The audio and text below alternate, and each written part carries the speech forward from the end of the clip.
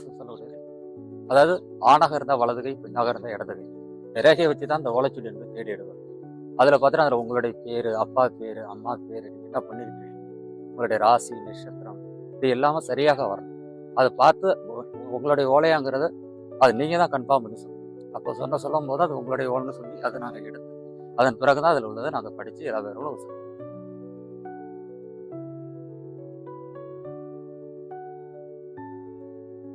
அது மாதிரி உடனே சரி பண்ண முடியாது. இதில் நாடி பார்க்கும்போது அதில் என்ன பிரச்சனைகள் இருக்குது, அந்த பிரச்சனைக்கு என்ன தீர்வு, அது பார்த்தீங்கன்னா உடனே சரியாகுது, கொஞ்சம் கொஞ்சமாக சரியாகும். அப்போ அதில் சொல்லக்கூடிய இந்த ஆலய வழிபாடு பரிகாரங்களை பரிகாரம் செஞ்சுக்கணும். செஞ்ச இடம் பார்த்தீங்கன்னா உடனே செய்கிறதுனால உடனே சரியாயிடாது.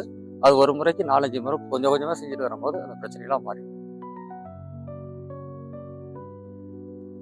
அப்போ எல்லாருக்கும் உண்டு. முஸ்லீம்னு மதத்துக்கு சம்மந்தம் கிடையாது.